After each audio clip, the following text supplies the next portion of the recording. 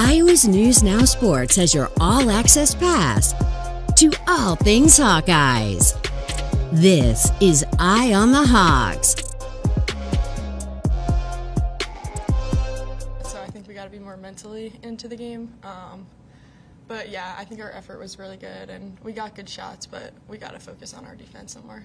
Yeah, I think we all just want to win so badly, and because our shots aren't falling, like, we're all frustrated with ourselves. Like, we want to do our best we can for the team, and I don't think it's too much at each other. I think it's just, like, why are we losing? Like, we put the work in, we're working hard in practice, let's figure this out. Got about a month and a half to figure it out if you're the Hawkeye women's basketball team. Welcome to Eye on the Hawks with Mike Howell and Owen Sebring. We're going to be talking about the men's and women's basketball teams today on Eye on the Hawks. Make sure that you follow our social media accounts. You can follow Eye on the Hawks and Iowa's News Now on the Facebook, on the YouTube, on the X, on the Instagram, etc. So you can follow along with knowing when we're going to be podcasting and how we're going to be doing it, who we're going to be following. So follow along all season long. And if you're watching us live on YouTube right now, I always forget to kind of make this a plug, but feel free to jump in with your comments or questions that you have in the comment section. I always like answering the questions that the folks that are viewing us on YouTube really want to hear, so feel free to jump in with a comment or question if you have one. So today we're talking about the Hawkeye men's team first. They just are about 12 hours removed from their most recent loss to USC. Not a great first half and a half for the Hawkeyes, and then they kind of made it a game. Got within about 5 points, I think, with about 4 or 5 minutes left. Yeah. So got close. Did you stay up until midnight for that one, Mike? I did stay up, and I was disappointed. Obviously, I mean, USC has been playing. It's kind of wild that USC has been playing like its best basketball of the year. Yeah, just beat Illinois. Just beat Illinois. Illinois was missing one of their best players, if not their best player. But still, they went into Champaign and got that win. The announcers brought up that they usually hit 6 threes a game. USC does? Yeah, they hit like 5 in the first half, I believe, Okay. and they hit, it's 13 overall. They just could not miss, and it just seemed like that was the way of the game. And I don't even think that the closeouts and the defense was horrible. Obviously, there's some players that just, get beat off the dribble. USC took it to the hoop. I mean, it made them look like USC is this tournament team, which they might be by the end of the season, but they're just starting to gel right now, so it's remained to be seen. Just a little disappointed, but Fran in this Iowa team, it is interesting because they've never actually been out like on a West Coast trip before. So sure. Yeah. Now we're starting to see what that looks like. And it was maybe the same exact storyline that we saw out of the Iowa football team when they went out to the West Coast and lost to a UCLA team they probably should have beat. That sometimes with these West Coast trips where you're traveling out there, you're probably going to see a lot of these games that are just weird, maybe uncharacteristic performances. We saw the same with maybe even Washington football when they came out here to the Midwest, and so maybe we'll see that with some of these home games when they're hosting those West Coast teams. I don't know.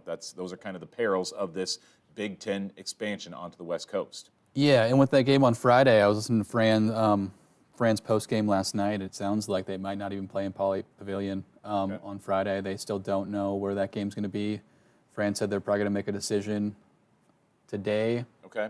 For those who don't know, UCLA's campus is right on the edge of kind of where the evacuation zone is for the Palisades fire. Mm-hmm. It's kind of close to those mountains, and so they might not play there, but I'm not 100% sure. I think the Big Ten's going to make it call right now, but that's a game where, like, USC has been playing their best basketball. UCLA is playing their worst basketball. They were up to 10 or 12 early on in the season, had some good wins. They lost to Rutgers on Sunday, who Rutgers is probably going to be in that bottom 4 of the Big Ten. Okay. And, I think they have a 2 or 3 game losing skid right now, and they're gettable. It seemed like the opposite way a couple weeks ago for this USC-UCLA trip, but now it's imperative. I think that Iowa notches a win. It'd be their first quad 1 win.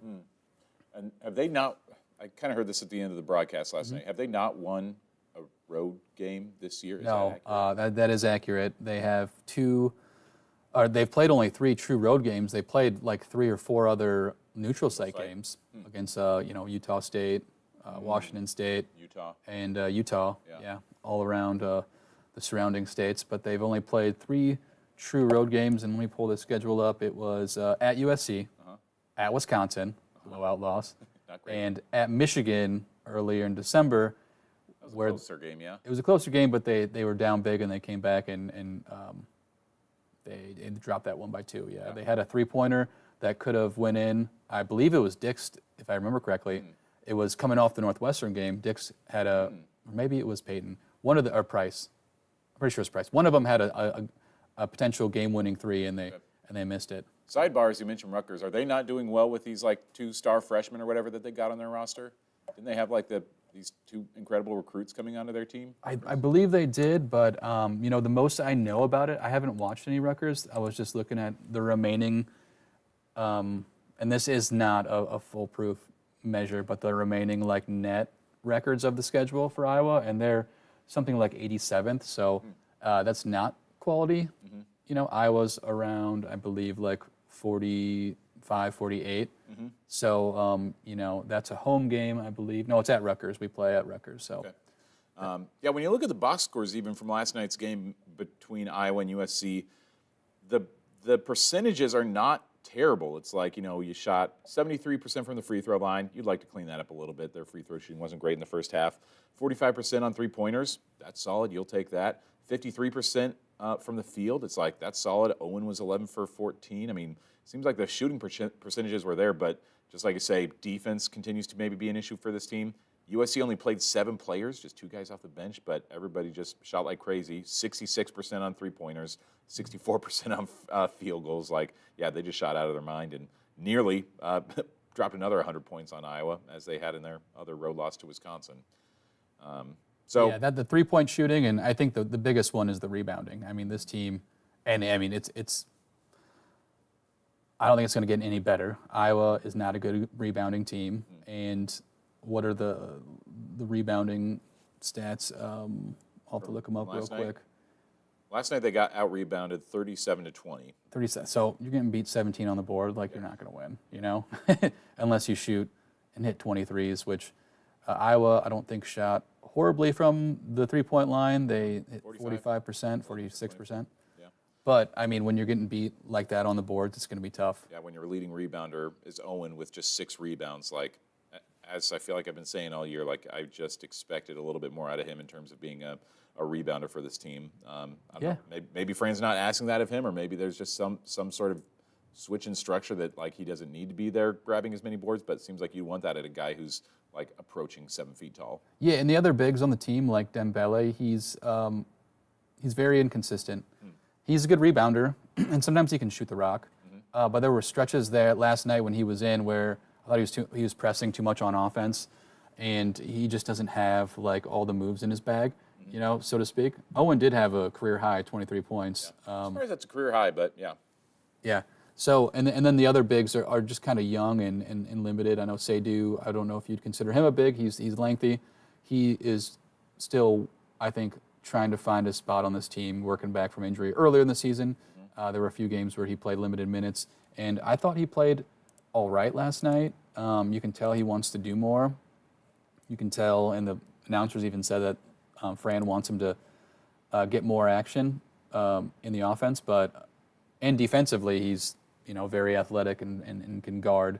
So I'm hoping he can make some strides in this final month. It's a very tough stretch for this team.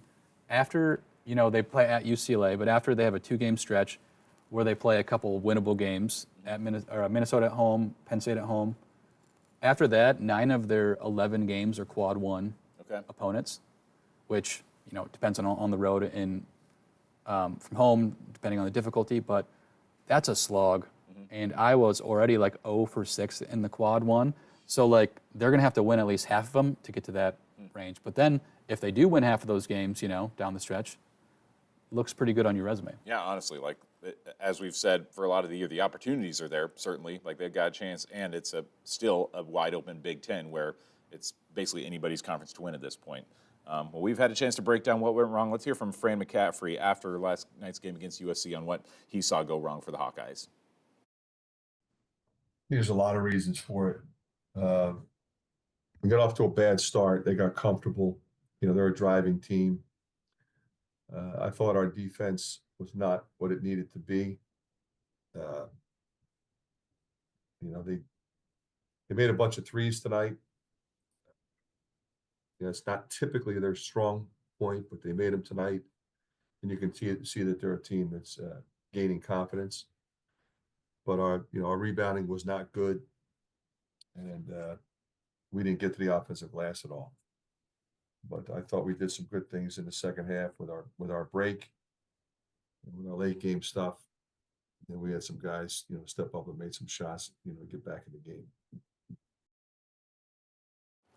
It is, I think, mostly unfortunate to see that kind of game, especially giving up that many points, that many three-pointers after the game against Indiana. I feel like, correct me if I'm wrong, but I feel like Hawkeye fans had to be so encouraged after that Indiana game where they just, absolutely owned them from start to finish, won by 25 points on their home floor, and then to come out and lose by 10 against USC has to be at least a little bit dispiriting. I'd say. I do think, though, road games are obviously tougher. Going on a road trip where you're away for a week and against a team that's playing as well as USC is. I was, though, surprised at Saturday's game. Sure. I thought maybe Iowa should win that game, but I didn't think they'd really own that game the way they did and how well they shot and how well they defended Indiana, allowing 60 points. Yeah, but that might be the best they've looked all year. Yeah, and this is just going to be a roller coaster of a season, really. And you dropped one against USC. What can you do? Can you bounce back, and can you beat a good UCLA team? Yeah. After that loss to Wisconsin, they looked pretty good in those next two, and then how we had last night. But again, maybe the one encouraging point is that this team just continues to be. Again, they're plucky if they're down. They've been down in so many big games. Outside of the Wisconsin game, every time they've been down by 20-plus points, it seems like they do keep getting back into it. Last night, they were down by, they trailed the entire game. I feel like they were down by 15 or 20 at one point, even in the second half, and they got back and made it within 5 points of them. So it seems like at least they are a team that does not throw in the towel, even if they're down with 10 minutes left in the game. They do still keep fighting back in these ones. That was obviously the storyline against Nebraska. You mentioned that against Michigan as well, and seems to be maybe a characteristic of this team. Yeah, and you look at that and you're like, well, the name of the game is winning games, and you can't get down by that. But 19 was the biggest lead, according to the box score, and that was with 10 minutes left in the game. Yeah. They extended to 16 at half, I believe. It's funny looking at it, though, in the box score. Iowa's biggest lead is 0 at first half at 20 minutes. So they never led at all during the game, but I've never seen that actually spelled out that way. But yeah, it's just one of those things where I don't know what you do with the roster you have, because you'd say one of your best offensive players, Peyton, and I think he's one of your weakest spots on defense, just guarding a guard or whoever he's guarding. So it's a give and take. I don't think you pull him, because remember that narrative? I think you had a story on it over the weekend, but the Tale of Two Halves. Oh yeah. He did it again. He scored 5 points in the first half last night.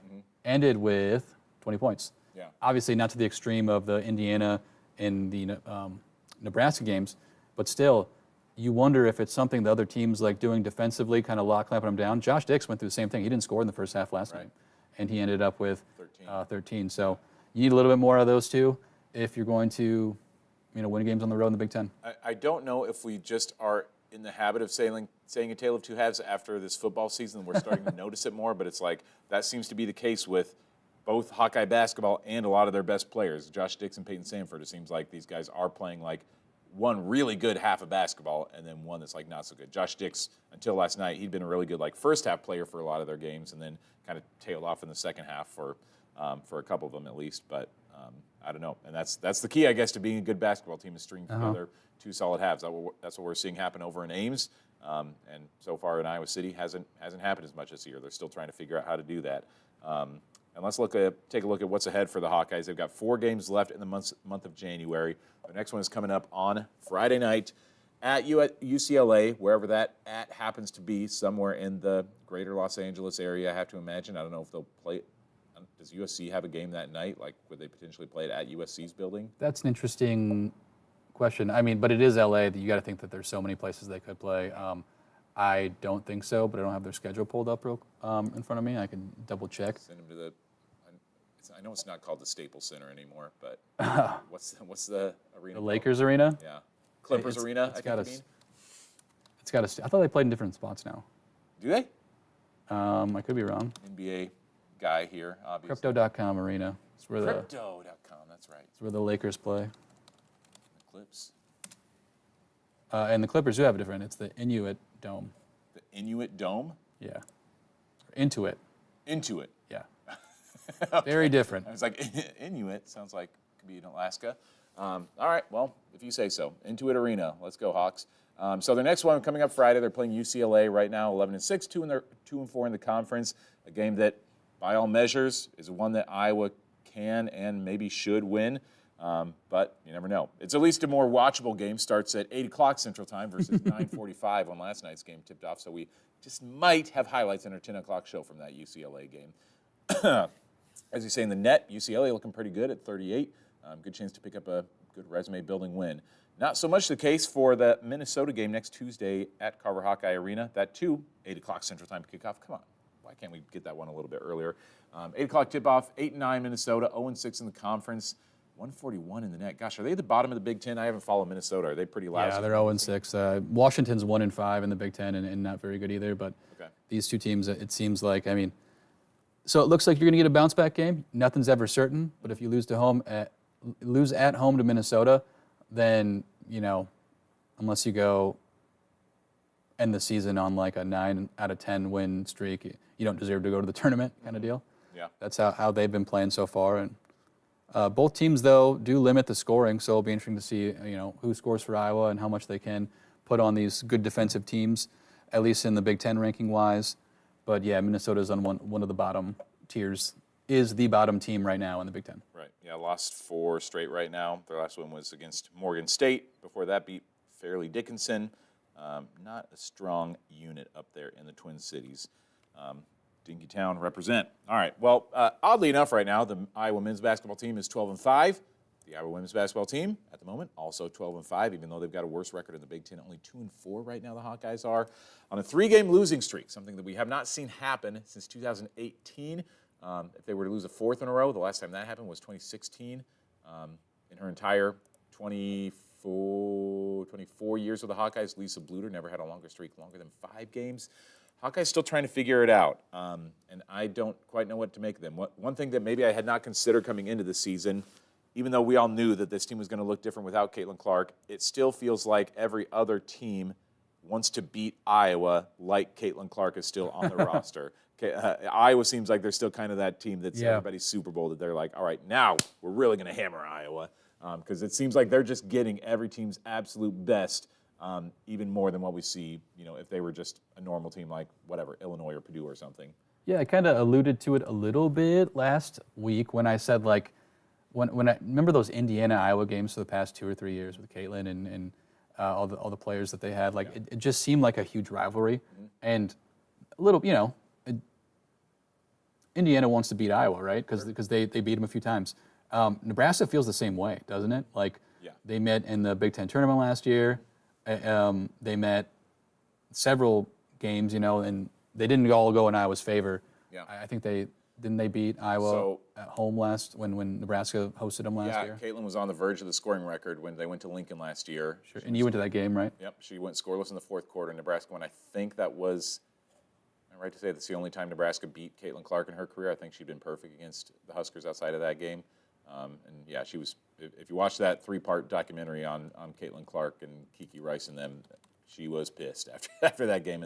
But then they did manage to come back and beat them in the Big Ten championship game.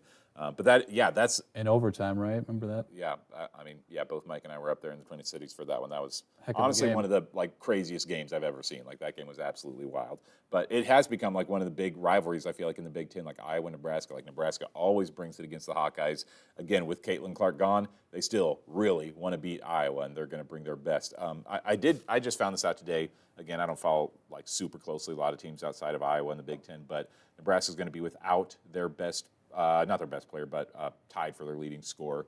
And so they are going to be shorthanded for this game. I don't know how long she's going to be out for, if it's a season-long thing. Is that Allison Widener? Who are their top 3 scorers? Alexis Markowski is not one of them. Markowski.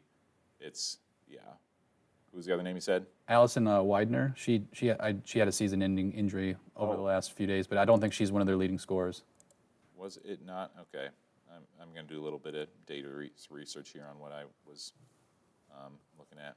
While we do that, do we want to get into the soundbite from Jan Jensen this morning talking about, and one of the themes of this year was kind of the senior upperclassmen, or the upperclassmen playing tight, and the freshmen getting a bigger role. We talked about it last week, but she kind of talked about it today. Let's hear from Jan on that one real quick. You know, when teams are predominantly young, sometimes it can really, you just ascend. You know, it's that climb of the innocence, which we did a little bit, probably overachieved a little bit early. I think we got some breaks of the schedule was challenging, but I think some of the opponents were also putting some pieces together. At that point, we were able to put them together a little faster. Virginia Tech, take for example, you know, they just kind of had a great win over Georgia Tech, but it took them a little while to get all those pieces together. So I think a combination of that, I think myself knowing what was ahead with who we were playing, and I think I said that when we hit Tennessee. You know, we didn't get Tennessee. I loved our fight. You know, when we did a great job and, you know, beat a, you know, really good Iowa State team. But when we played Michigan State, we didn't quite get that one. So it wasn't like I was surprised. I just knew those turnovers. I knew what I was seeing even against our practice squad, against our male practice, you know, our guys. You know, the pressure cookers and what we needed to do, it was a little tough sledding. So am I disappointed? Yes, but I'm not totally surprised, because a lot of the most productivity right now is our youth. And if the most productivity is your youth, sometimes in those big moments, when we've had the games that we haven't won, they're young, but they're also the reason that we fought back, right? So if we get our upperclassmen playing less tight and more productive, and if our freshmen keep on their little ascension, I really do believe we're closer. And that's why it's fun to coach every day, because when it all comes together, the stretches that I do see against our practice squad, that's what gives me a lot of hope, because then it's like those aha moments. A little bit of bookkeeping first. So Allison Widener is a player off the bench that, yes, just got injured recently. I had been looking at Natalie Potts' numbers. She got injured earlier in the season, tore ACL, and she'll be out for the year, but had been averaging 14 points a game before her injury. So, nevertheless, a little bit of a shorthanded Nebraska team as they're coming to Carver Hawkeye Arena on Thursday night.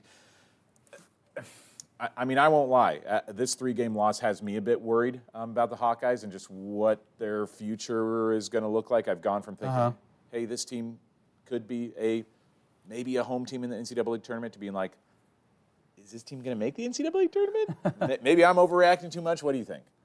You know, it is normal to overreact, but I don't think it's an overreaction, though. I thought this team would be a little bit better, I think, with Lucy Olson here, but they are failing to beat kind of the teams in that second tier in the Big Ten, which if you want to host a game, that's where you're at. Yeah. But I don't think it really is an overreaction at this point. I do think they will end up making the tournament, but you still need to see that improvement for that to actually happen. Yeah. And a game like Nebraska tomorrow is a game that they probably could win, but it's right around, like, Nebraska's a quality team. It's just like that Indiana, and they're probably better than Illinois, who you dropped a game to on last week. So it's going to be tough. The schedule, just like the men's, they have a lot of tough games on the back end of the schedule. Yeah. And yeah, as we kind of talked about on the last podcast, every game in the Big Ten is tough this year. Like, the Big Ten for the men, on the men's side, is like, you know, solid conference, not the best in the country by any stretch, but it's like a good league. On the women's side, it's like every night you're getting put through the grinder in the Big Ten on the women's side. And so, like, that's what does concern me down the stretch, is like, yeah, they've got some opportunities left, but, like, boy, there's there's not many games against teams that are not ranked anymore. You know, it's like you've got Ohio State and USC and UCLA and Minnesota, who's been great this year, all on the schedule looking ahead. And so you're going to have to win some games that you're not supposed to win if you want to make the postseason.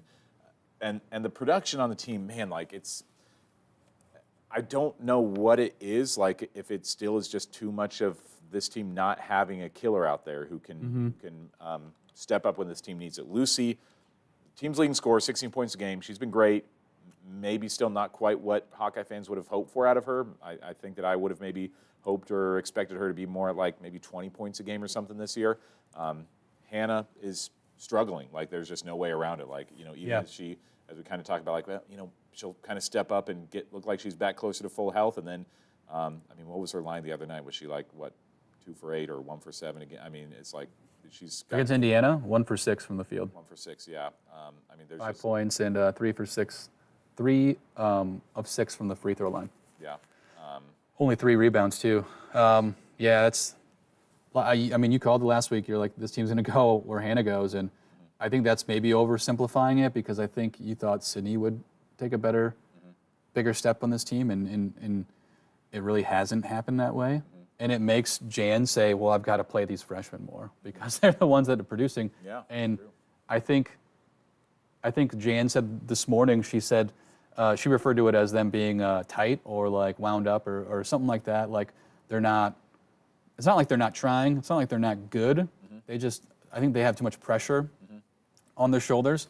And I don't want to say, you know, the freshmen are just ignorance is bliss. You know, this is their first time in the rotation, and they're just like playing ball. You know, so these players who have had, and this doesn't account for Lucy, but these players who've had such enormous weight on their shoulder and playing with 2 WNBA players. And Gabby Marshall, who was amazing in college. That's just not happening. And maybe they were the 3rd or 4th option. Now they're the 1st or 2nd, and it's just, you know, can't get it done. I forget the term that Jen used today. Essentially, it was kind of like talking about the ignorance of youth, and that's kind of what helped this team early on, was that, like, a lot of those games, they did have some tough opponents early in the season, and it's like, those young players didn't know that they were supposed to be playing under pressure against like Virginia Tech, and they came out and won that game. And even Tennessee, you know, didn't win it, but played really well. And it's like maybe now it's to the point where those freshmen are starting to maybe feel that pressure a little bit more. As we've got on the screen now, let's take a look ahead at the next couple of games for the Hawkeyes. Again, we've got Nebraska on Thursday night at Carver Hawkeye Arena, 6 o'clock tip-off. Nebraska 13-4 right now. So this would be a quad 1 win. Is that right, with their 35 in the net? It actually would not. The women's net rankings is a lot different than the men's. So a home game is in the women's is 1-30 in the women's, and the men it's 1-40, I think. Okay, gotcha. Yeah, just one of the wrinkles in men's versus women's basketball. But this road game against Oregon would be a quad 1 win, just because it's on the road. Okay, because that's Even not though there's 40. What is it for the women for a road game? I'll have to pull it up because it is entirely confusing, and and now that they're different for the men and the women. So the women quad 1 is 1-25 at home, and quadrant and away is 1-45. 1-45. Okay. So yeah. I was asking some of the other women's basketball beat writers about that today, just kind of saying like, oh, I didn't know this was like different, and they were saying the reason for that is that they just really emphasize. Whoever's doing these rankings, I don't know who makes up the net, but they emphasize that women's basketball games are not as hard to win on the road. Really? That's their thought process behind it, yes. I wonder why that is. Which is, it may not be entirely untrue just because, you know, outside of Carver Hawkeye Arena, like, are other Big Ten places, you know, really tough to play in. You know, like if you go to Illinois, traditionally, not when Caitlin Clark is on the roster, like it's maybe not a super imposing atmosphere. Whereas if you go to Illinois for a men's game, that place is going to be packed a lot more. So that is just kind of the standard thinking, I guess, is that road games are not as tough in women's basketball, which, I don't know, I wonder if the net would change that protocol going forward if the women's game continues to expand and if more people start showing up to those road games. Yeah, that's an interesting theory and almost like an automatic aha moment right when you said it. But I mean, last night UCLA, USC in the men's, that was not like a tough environment. I don't think you could hear, it didn't. I didn't see the full arena, but it didn't seem packed. There wasn't very loud, at least from the broadcast. But I could see where you're saying that. In general, men's games usually gets more attendance, so that kind of makes a little more sense. Yeah.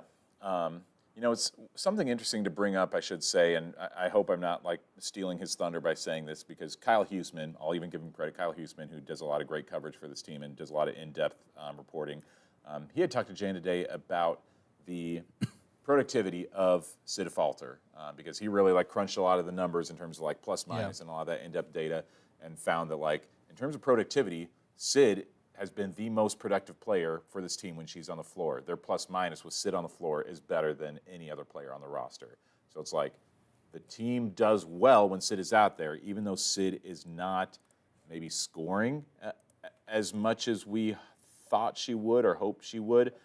She still seems like she's doing good things out there for the team. I mean, her rebound and assist numbers are still solid. She just isn't scoring at the clip that you would have liked. So I don't know what to do with that information, but you'd still would like her see her get to double digits each game. She's only scored 4 points in each of her last 2 games. Man, Sid, you got to have more than that. 7 points against Penn State, only 7 against UNI. Yeah, if it's Sid out there, you got to have more scoring than that. But she seems to be doing something out there that does keep this team in the games. I wonder if that's just moving the ball on offense. She is leading the team in steals.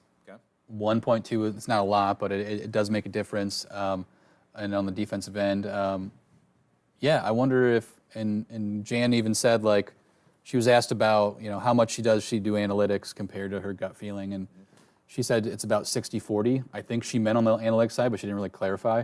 But I wonder if that's just a gut decision. Our guy, we need to play one of our senior leaders more. When you're kind of, going back on the freshmen have played pretty well and they've earned minutes, So that's a tough decision that she has to kind of balance right now when you have to deliver all the minutes. Yeah.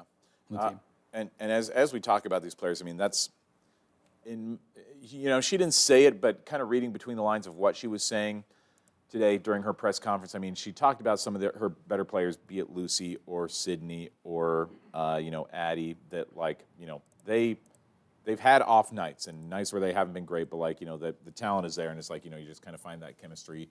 But when she talked about Hannah, she did kind of be we just need to get Hannah making those shots. We just need her making those layups, because with Hannah, you can't really blame it too much on the off-season surgery anymore, or just having to miss a bunch of time in the off-season. It's we're in mid-January now, and these are shots that Hannah Stolke should be making based on her experience and her talent.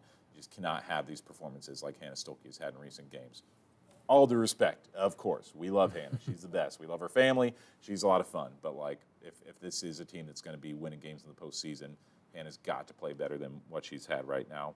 And it might seem like all doom and gloom, and I don't really want to say that they're missing, a moment to build on a cultural thing, after the last 2 or 3 years. Yeah. But they do have, with the freshman class, some good recruits coming in, some young players that still have a couple more years, and obviously that won't mean much to Lucy and Sydney, who are gone after this year. But I do think that regardless of how the season plays out, and if they get a 9 seed or whatever in the tournament and then bow out, in the first or second round, this year is still beneficial to the Taylor Stremlos, who's played amazing this year as a true freshman, and Aaliyah Guyton, and Tegan Mulaney and Ava Hayden. That's the core of your team moving forward. And who's to say they can't grow and get back to the level maybe they were the past 2 years in a few years, It's a bridge season, but if your bridge season is still a tournament appearance or close to that, is that really the worst thing? You do have to think this team has to be so thankful and fortunate right now for a lot of those games they won early in the season. Even though there weren't a lot of huge quality wins, they did get that Virginia Tech game, Washington State, if they had even dropped a couple of those, you really would be thinking right now, boy, this team might not make the tournament at all. But the fact that they set themselves in a good place, at least going into Big Ten play, they did everything that they needed to do and had to do to at least get in that position. I am not a basketball expert. Won't claim to be, even though I host this podcast. Mike, you know a lot more about the game than I do. When one thing that I was kind of discussing with Kaysen and Mitch recently in terms of the men's game is like I don't sometimes get the dynamic of like why it's some players are better off the bench. Like Curtis Jones at Iowa State is like their leading scorer, and he comes off the bench and he's putting up like 26 points. I'm like, shouldn't you like play him right away if he's this good? And I wondered, is that the same case with Taylor McCabe? Is she that kind of same player too, where it's like, is she better off the bench versus like starting the game instead of like Kylie Feuerbach, who also has had kind of limited production recently? I think it's less to do like they're better off the bench, is that some players just don't care. Like Sure. And I think Curtis Jones and Taylor McCabe are two of those where they don't feel slighted that they're not starting, which, you know, you say every player should be like that, but it's just not true. And there are a lot of egos in basketball. And if you're playing since the moment you're 10 as a starter on your AAU team, your middle school team, your high school team, and then you come to college and think you're, you know, the best player, which is a mentality that a lot of athletes have to have, I think there's just, if you're coming off the bench, some players can take that as a confidence hit, and you have to play basketball with confidence. Some players are just, we call them dogs. Some players are dogs, and they just go out and they work. And it's just a different, not even different mindset, it's just a different, how players differ like mentally, you know? I think that's what it is. I mean, two guys named Chris Williams and Chris Hassel were talking about Curtis Jones, and they're like, can he win Sixth Man of the Year for the Big 12 and Player of the Year? Just at how well he's playing. It's a really odd phenomena, and Taylor McCabe, you know, obviously she's not on that level, but she does come out and she makes huge shots all the time. Yeah, am I remembering right? Was it James Harden and the Thunder where that was the deal too? Where Yeah, like, he came off the bench. He was like the a sixth. second leading scorer, and yeah, I mean he was phenomenal off the bench. I'm like, start this man. Yeah, I think for me, I totally get that when you talk about the dog mentality. That was Sid all of last year. That she was coming off the bench and producing until they needed her to start late in the year. Right now, Taylor McCabe, she's sixth in minutes, so like not getting a ton fewer minutes than like Kylie Feuerbach, but. I mean, I think that's more what I think. It's like not necessarily asking in an ego way, but just like, is she, you know, don't you want this person out there from the start of the game? Like, you know, potentially making shots in those first couple of minutes versus coming in there in minute 3 or 4 where you can set the pace a little better to start with. Is that just like, again, a different mindset? That's a good question. I'm not sure on that. I'm not sure if, you know, the coach would think, okay, I think this needs to be the starting lineup, not for seniority take, because I don't think that, you know, Jan Jensen or any other coach for that matter cares. But I do think there is some like merit-based, she's a team leader, she's going to start, right? Kind of deal. Yeah. Whereas a younger player who doesn't mind coming off the bench and can still make an impact, I guess it depends on the matchup too. Like, do you want your only, you know, 3-point, I want us to call her a specialist, but a 3-point shooter in on the game right off the start, just to kind of make the defense think about that. So I guess it's just a lot to think about for Jan, yeah. Especially now, I mean, as you've talked about on here, that like their 3-point shooting has been terrible all year. I mean, Taylor is the one person who's kind of kept that alive, where she's shooting 46% right now. No. Taylor Stremlo's shooting 30.8%, but outside of that, it's like, well, Aaliyah's at 48% too. But like, you know, this team really has struggled from 3-point range, and it seems like you'd want Taylor in there a lot more to potentially hold it down from behind the arc. Yeah, I don't know if you just mentioned it, but 32% on the season from 3, like that's not ideal. Is that what the team? Yeah, 32.1% is where the team is at right now. Yeah, and Aaliyah can shoot too. She's shooting not as many threes, but 48% right now. So. It is an interesting factor because it's just been the identity of Iowa the past 3 years, and it's just totally different. So I wonder if there's some searching going on, and like, okay, are we 3-point shooting team, or how are we going to get the ball into the basket? Yeah. But it's just been kind of a struggle. Yeah. I wouldn't even say that. I mean, in the games they've lost to against better teams like Tennessee and Maryland, like they may have been down big, but they came back and they were competitive in the end. Yeah. So I almost think the 3-game skid and the doom and gloom is a bit overstated, but still, like, you have to win games to make a difference in March, you know? So, yeah. Yeah, and I wouldn't be surprised, too, like, a theme recently with some of our conversations with Jan has been she's just trying different things with this lineup. She seems to be kind of moving things around too and trying to figure out who works well together and who makes the best chemistry for that starting lineup. And so I would not be surprised to see Taylor put in there in the next couple of games just to have Jan maybe try it out and see how that works, having that as chemistry out there on the floor. Because, she's been trying a few different things. Obviously had Aaliyah Guyton starting last week at Illinois. There's a few different options out there for potential lineups, and Jan still seems to be figuring that out. But if they get there, then they could be a dangerous team again come the postseason. I don't know if you'd call Nebraska this week I don't know if you'd call it a must-win game, but if they don't win, they're definitely not going to be involved in bracketology for a little bit. This Nebraska game is really going to be a setback if they don't win this one. Would you agree with that? I totally agree. I think, at least, especially coming off 3-game losing streak, and when you look forward, there's some tricky spots. Oregon and Washington, a West Coast trip. They're taking their own West Coast trip next week. You get Northwestern, but then USC comes to town, and I think you have to chalk that one up as you're probably not going to win that one, right, when Caitlin's in the building getting her jersey retired. Then you play another ranked win, and then you're in, late February and you're pressing, and you don't want to be in that spot where you're pressing in late February, especially with Ohio State and #1 ranked UCLA on the schedule. That's going to be a tough scenario. Now, is it truly a must-win?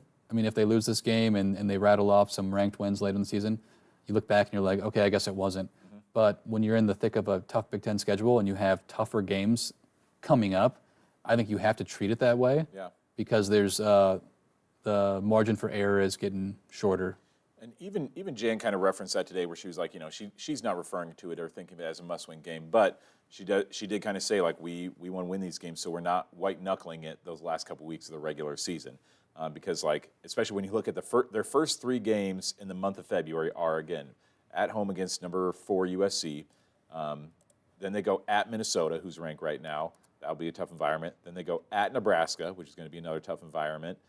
At home versus Rutgers then, which is, I think, a pretty winnable game for Iowa. Then they're at Ohio State, who's top 10 right now. Then they're at a home game against #1 UCLA. So 5 of their first 6 games in the month of February are going to be tough. And then they go at Michigan and then close with the Wisconsin game. So it's February is going to be a challenge for this team. And so these January games are ones that they need to win if they want to at least just stay in the conversation for being an NCAA tournament team, unless they find a way to win some of these games that they shouldn't win in the month of February. I don't know. This too is a question to ask probably too soon, and again, prefaced by the fact that we love Jan, think she's a great coach, beautiful human being. Do you think this team's, if Lisa Bluter was the head coach of this team, would their record right now be better, worse, same?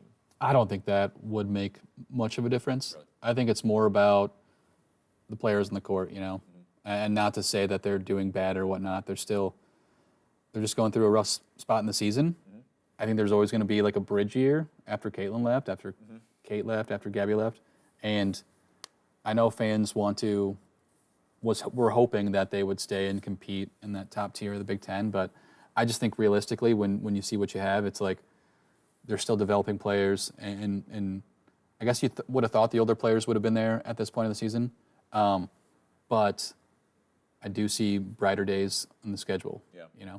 Yeah. And it's not even a critique of Jan's coaching or anything. It's just because Jan too, I think she would admit, is kind of figuring out her own coaching style this year. She's a first-year head coach, even though she's been around this program for decades.